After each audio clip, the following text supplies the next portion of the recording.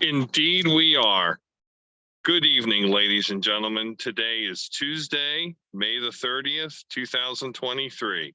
You are watching or listening to the final edition of Forward Maryland. From the grounds of the Maryland State House, I'm Bill Woodcock. And one last time, I'm Steve Hunt. Good evening, everybody. And we promised we were going to be here for the first time and only time ever. Steve, why the hell first are we backwards?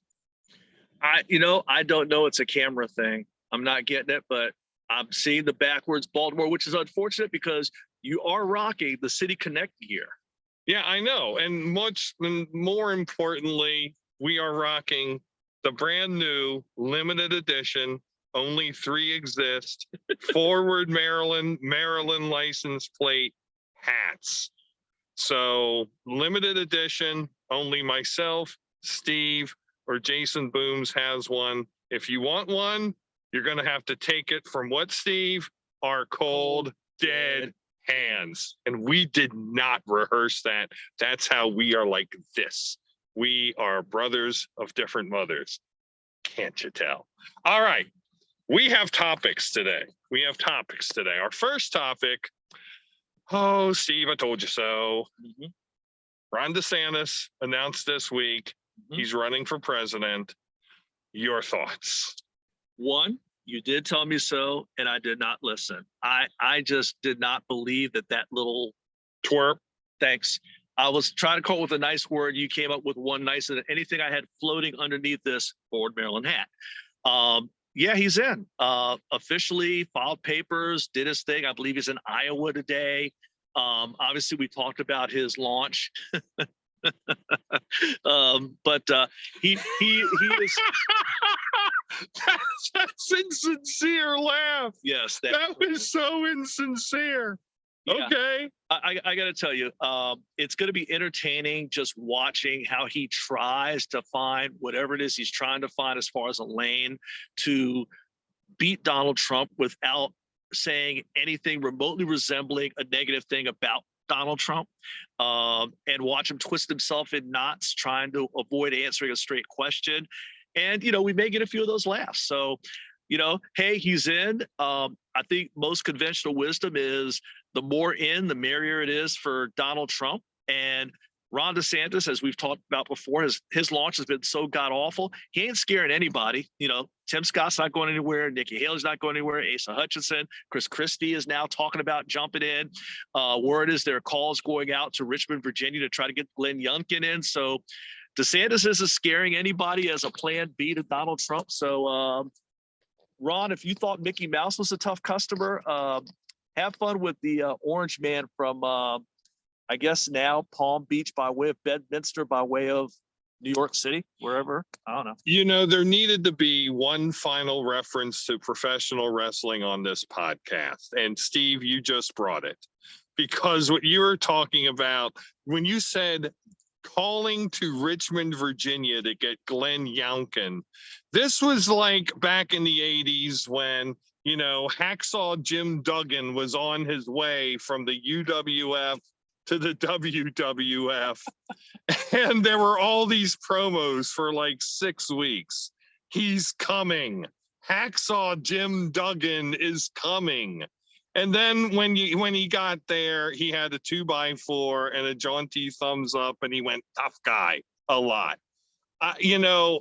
Chris Christie, yes, I mean, Steve informed me on the way down that he's starting a super PAC. Yay, Chris Christie. Is it really going to matter? No, because Chris Christie is going to do like this, oops, in about 2 months after he starts his campaign. Whoa, Tim Scott, who knows? He might have some legs. Nikki, nah, I don't see it. Asa, nah, I don't see it. Youngkin could actually be a reasonable alternative, but based on people who have a concept of what Youngkin is. DeSantis, I think he has some legs in terms of raising money, not being the be all and end all, but it certainly is important. Jethro's getting his ass to Iowa and New Hampshire to start in his message. And really, this is going to be his chance. He's going to need He's going to need to pull a Mike Tyson and punch Trump in the mouth in Iowa and or New Hampshire. Just one problem with that plan. Trump knows it. Trump knows that that's exactly what he's going to do. And there already are anti DeSantis commercials come out from the Make America Great Again PAC. And Nikki Haley's even started an anti DeSantis ad talking about all the times Ron DeSantis gave speeches when he said he wanted to give Donald Trump a great big hug and kiss. I see DeSantis making it to Iowa and New Hampshire. No harm in that. But I still think that by Super Tuesday in this election, it's going to be over, and it is going to be over with all those Republican all you can eat primaries. for Trump and Christie, it might be, but for those winner take all primaries, it'll be over by then. Yeah, and you're absolutely right. And to your point about Tim Scott and Asa Hutchinson, I think those are two quality answers to the question of what to do if not Trump. And I think, and God, how many more times are we going to say this? Well, only one more time. It's our last podcast. Republicans had an opportunity here to go at Trump in a way that you don't have to throw him under the bus. You don't have to throw flames at him. You don't have to go full attack dog on him, but you can just set out the differences to say, this is what we need to stand for and not this craziness.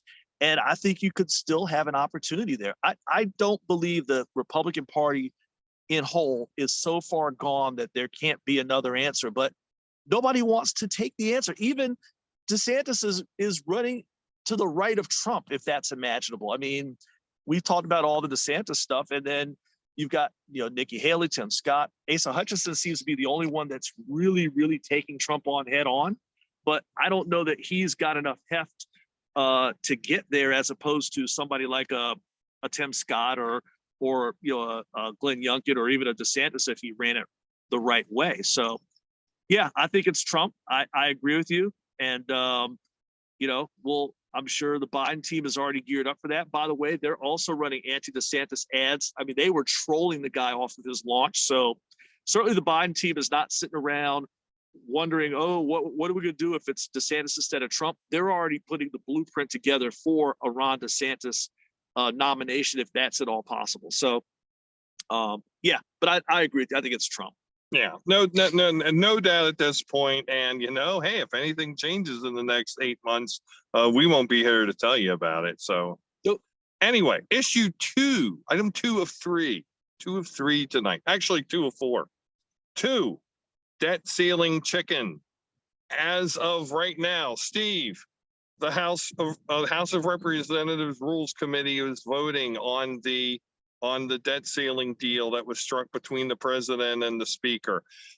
Will the Rules Committee approve? Will the Rules Committee pass it? And will, and maybe more importantly, and let's actually focus on this question. Now that Janet Yellen has pushed that D-Day back to June 5th, will there be a deal signed, sealed, and delivered by June 5th? Let's make this simple. Yes or no, and why or why not? Yes, there will be, because McCarthy has to do something. I think the way that the Biden team has played this, no matter what McCarthy has to say or has said, if this thing goes boom, it's all on him. It is no longer on Biden. Biden, I think for a while, people were criticizing the fact that he wasn't going on, he wasn't doing fireside chats and he wasn't using the bully pulpit. But in true Dark Brandon fashion, he just quietly and smoothly pinned McCarthy to the corner and had his way and got his deal. And he got his deal because day one after the kind of the framework was announced, you had a lot of people in the House Progressive Caucus and others saying, oh my God, snap, oh my God.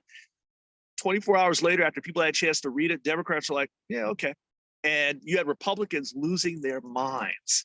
And that's a telltale sign of who's the better negotiator here. So I think the other thing that came out of this is it's in McCarthy's lap. He's got to find a way to get this home. Now, will it cost him his speakership? That's a whole different question.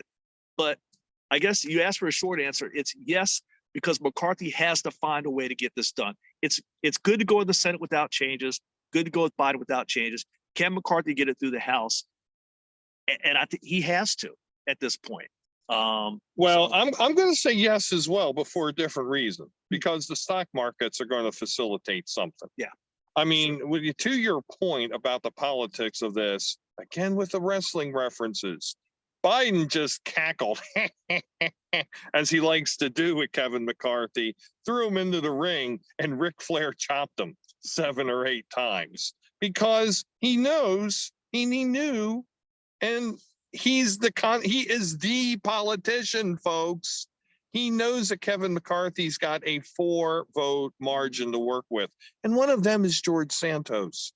So I mean, that's not a lot of wiggle room. And so now we see this Freedom Caucus having conniptions over the deal. You know, we also see some arch liberals having conniptions over the deal. I expect ultimately that the progressive wings of the party will come home. These conservatives who want work standards, right. you know, who want no cuts to defense, you know, protect the troops, not so much. Yeah.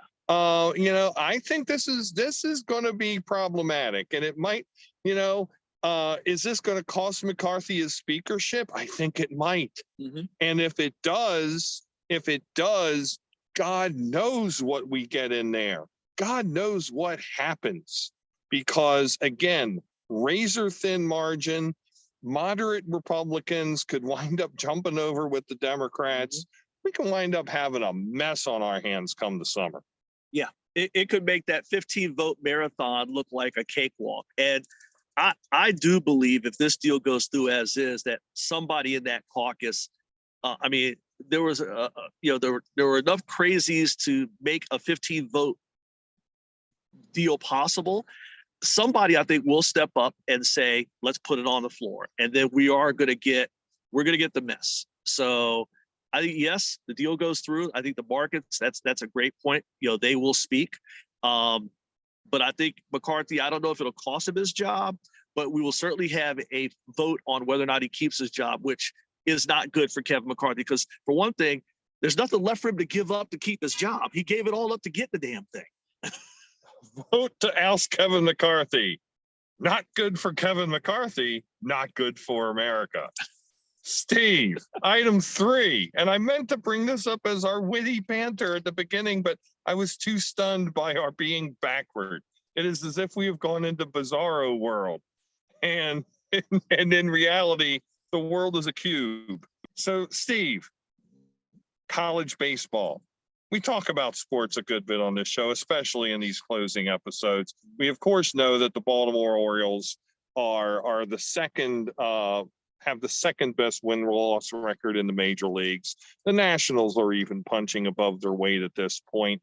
But Steve, college baseball, University of Maryland, Big Ten champions heading to the College World Series. Johns Hopkins and the Johns Hopkins Blue Jays and the Salisbury State Seagulls, alma mater of myself and my daughter, respectively, heading into the Division III Little College World Series in Cedar Rapids, Iowa. You know, Steve, both of our boys play or played high school baseball. You coached the game. Is this the golden era for college baseball and therefore high school and youth baseball in the state of Maryland? Well, I got to tell you, Bill, Maryland's always been about lacrosse when it comes to sports. Obviously, you have great football players, basketball players, but if you want to, when people think Maryland, they really follow a lot of sports. They think lacrosse because you have Hopkins and Maryland and some other, Loyola and some other really good programs out there. But baseball, don't sleep on baseball now in the great state of Maryland. Like you said, the Terps, by the way, Big Ten regular season and tournament champs. So, they're the one Maryland sports program that's benefited from the move to the Big Ten. Hopkins, as always, right there, and they've got another great team running. Salisbury is the team that is the college program that not enough people talk about. I'm familiar with it because my son's high school, Reservoir, have sent a number of players to that institution, including several members on the team in 21, I think, that won the national championship. And actually the all-time hits leader, he just got that this year, Cameron Hyder, is a Reservoir grad. down there at Salisbury doing his thing. So yeah, it's a great time for baseball in Maryland. I mean, again, don't sleep on it. I think one of those two Maryland programs will take the D3 title because they're both really on a roll right now. The Terps, they have a tough region that they drew. They drew the region that includes #1 Wake Forest. The way the sub-regionals work, for those of you who aren't familiar, the top seed of the region is the host team. So they have to go to Wake Forest. They'll have to get past the team that's been, I think, #1 in the country all year, the Demon Deacons. But, you know, if they get past that to the super regionals, who knows? It's a really good team that's just starting to get hot towards the end of the season. So, hey, we could have a lot of good college baseball going on around these parts. So don't tune out, tune in, man. And for some time to come. And incidentally, Steve, I'll add that not only, I mean, I was aware of the goal success in baseball and in lacrosse because of my daughter's attendance, but Johns Hopkins has been a very strong college baseball program since I was there. You know, Bob Babb had those boys going for 35, 40 years. And you know, they came into, I will mention that they came into the overall Division III playoff bracket, the #1 seed overall. So, you know, I'd be happy if Salisbury won it all. I'd be even happier if the Jays won. So, Peckham Jays, let's get this done. Mm-hmm. So, we are now at the end of an era. And I apologize, of course, for the shaky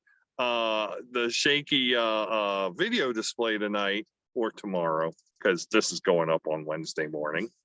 But, you know, I wish I could say it was because of emotion, but no, I'm holding my phone and it's shaking. So also for the second time. So, you know, our final topic of our final episode.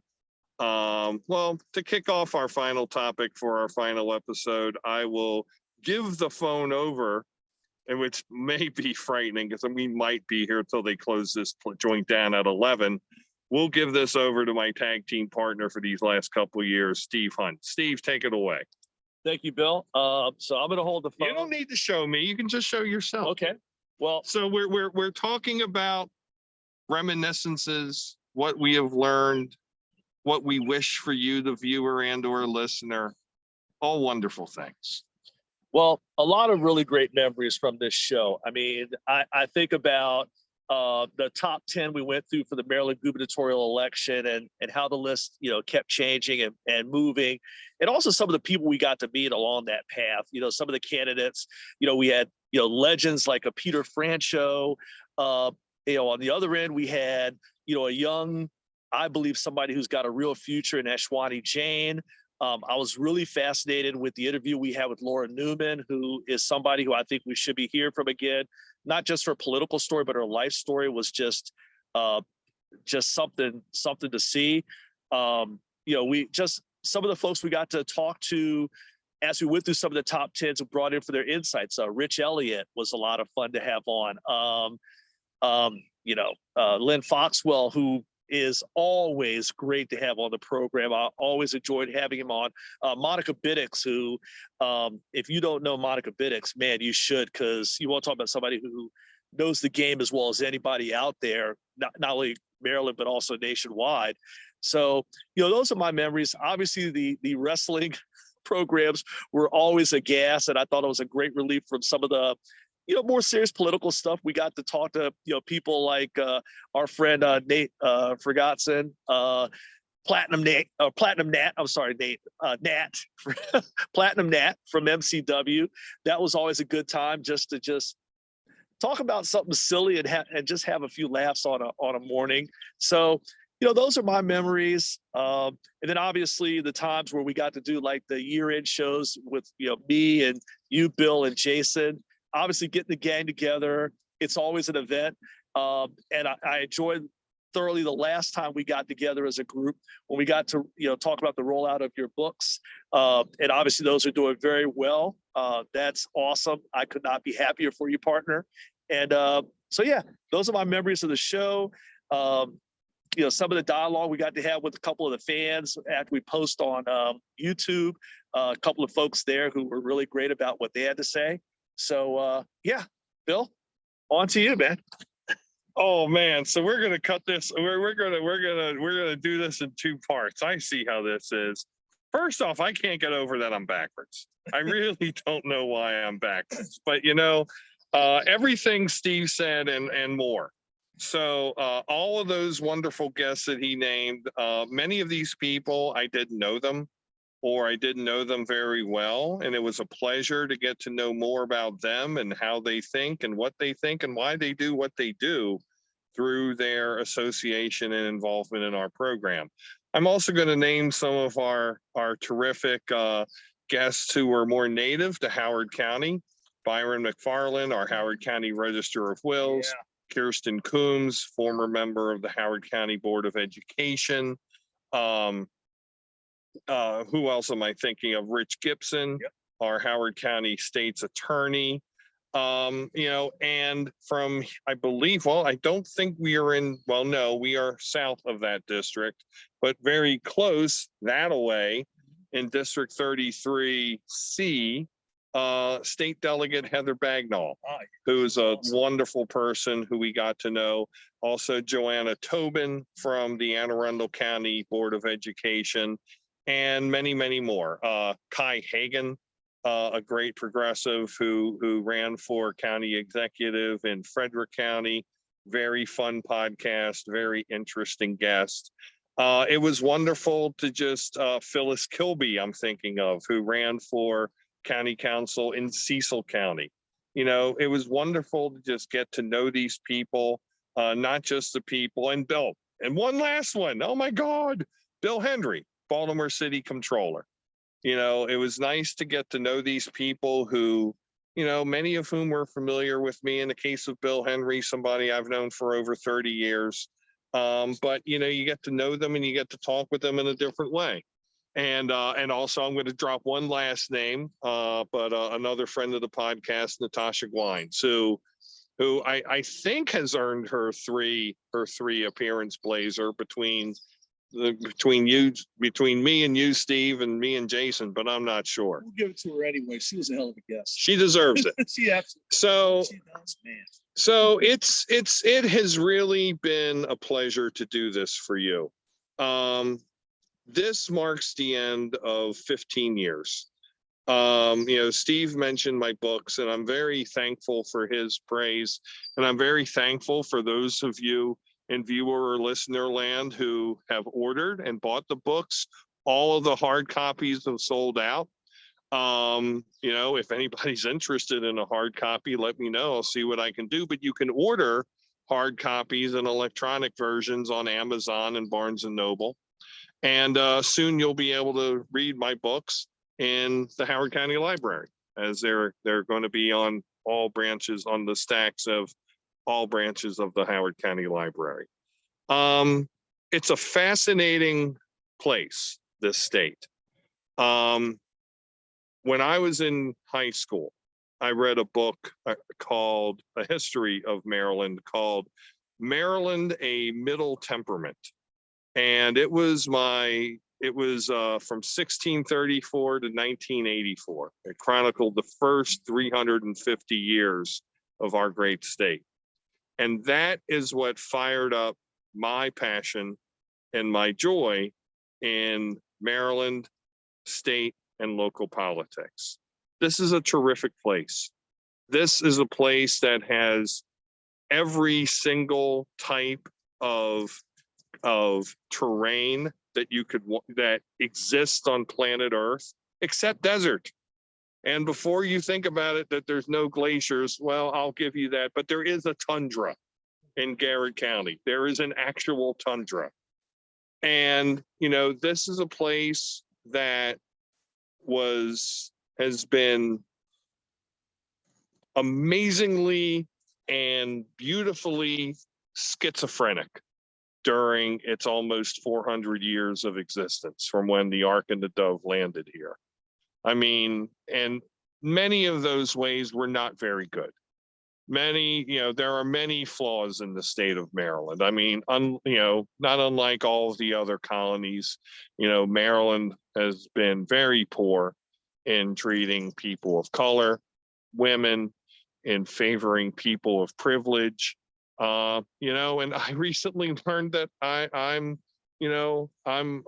progeny of that privilege. My 11th great grandfather was William Stone, the second governor. My 9th great grandfather was Thomas Stone, the 6th governor, Declaration of Independence signer, and the man who founded this very town that we're sitting in. Now, there ain't no Stone money in the Woodcock bank account. I'm going to guarantee you that. But it is humbling to know that I could be the most unlikely member of the Sons of the American Revolution, whoever possibly could be. But on the other hand, this is exactly what the American Revolution was fought for. It was fought so that people like me and Steve could sit on a park bench and use some sort of weird box with lights coming out of it to tell the world what we think about what's going on in our world, in our country, in our state, and in our community. And we did it every week with passion, with knowledge, with joy, with fun, with vigor. And we did it, as Frank Sinatra said, we did it our way. We did it accountable and beholden only to ourselves and to our characters. So to that, thank you, Jason, for what you did. Katya, wish you could have stayed with us longer, but I thank you for your role in our development and growth. And Steve, you're tremendous. So, thank you for everything that you've done. I'm going to give Steve the last word because I may be a blue-eyed handsome man, but I'm rounding third and heading for home, as John Fogerty sang. Advice for those who are coming after us, those of us who may be stumbling across this YouTube channel 5-10 years later, saying, who the hell were these guys? What did they do? And I'd like to do what they do. I'd like to have a podcast on Maryland politics. Be careful. When I wrote a blog 15 years ago, the world was a wee bit different. You could be crusty, you could be cheeky, you could be funny, you could be irreverent, you could be sarcastic, incisive, sardonic, all of that. The world is not this way anymore, and I'm sure that if you're looking at this even 1 year later, the world has changed yet again. Cancel culture is a thing. Cancel culture is a thing on both sides. And don't let anybody tell you that their side doesn't have it, because they do. Steve and I have seen it both times, both sides, many times over. So be your own person. If you can be okay with the person you see in the mirror and say the things you're going to say on that podcast, write the things you're going to write in that blog, then do it. And don't worry about being beholden to anyone. Don't worry about what you say, may upset. At the very end of my third book, I write a very simple truth. The only progress that has come out, that has ever existed in human existence, has come from dissent. It's never come from going along to get along. And too much in today's politics, we see these cults of personality. We see party apparati subservient to elected officials. And we don't see the voice of the people. We don't see the opinions of the populace respected. We see a lot of people telling regular folk what to think. That's just wrong. That's not why I got into politics. That's not what I understood was special about Maryland when I read that book almost 40 years ago. So I will tell you out there in future podcaster land, That's not what Maryland's all about. Go find the true Maryland. In fact, that would be a good name for a podcast. And give it your heart and soul, because that's what this state deserves. Steve, finish this mess off. Well, actually, Bill, since you were the originator of all this, I'm going to turn it back to you for the close of this podcast, because I think we should have one last sign off, Bill Woodcock style. First of all, Bill, thanks to you. For those of you who don't know or weren't around when I first joined the podcast, I was originally a guest. It was when I was running for office. I was on the podcast, then I was on another one, had a good time with Bill and Jason. And, shortly thereafter, Jason decided he had other things he wanted to pursue, and he didn't, feel the need to dedicate himself. Almost lost the phone. Dedicate himself to a regular podcast. And so Bill, who's been between podcasting and also his blog, has been doing this for a very long time. Instead of just going it alone, he wanted to have a partner to carry on with his journey, and he chose me. And he could have went alone. Bill, you could have done it with any of a number of people, and you chose me. And I will forever be grateful. I will ever be thankful. And I will always be honored and humbled by the fact that you looked at me and said, that's the guy I want to work with for however long I want to finish, this journey of mine out. And it has been an honor to be with you on this journey, through the writing of the book, through all of those things. You are a partner, you are a friend, you are a brother. And I can't think of a better person. If I were going to go into it with anybody out there, that I'd want to go into it with it than you.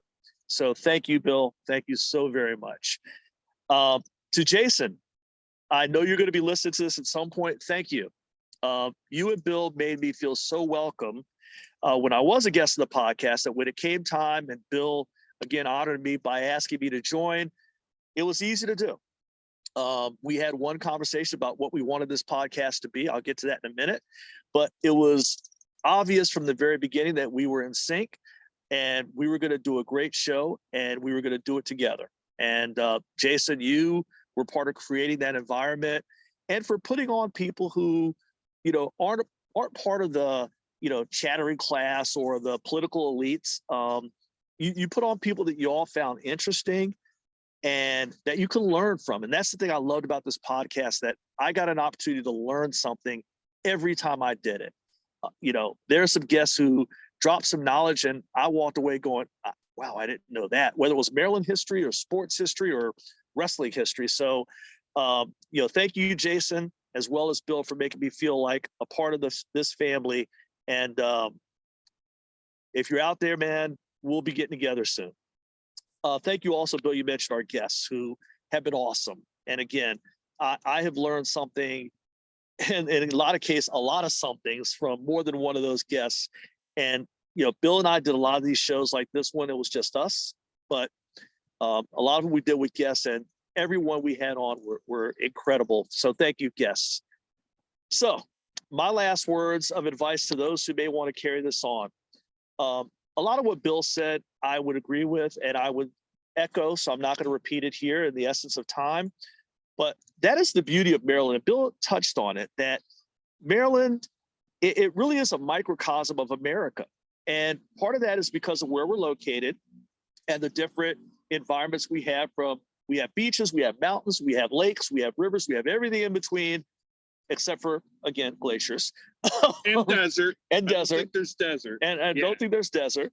But we have a little bit of everything in terms of natural resources and environment, but also in terms of people. Because of where we're located, because of the presence of a DC and a Baltimore, people from all over end up settling here. My parents, my dad was originally from Memphis, Tennessee. My mom's family originally from Durham, North Carolina. My wife's family originally from Missouri. They all settled here and made a life here, but they all brought their experiences. So there isn't one Maryland. There are many Marylands.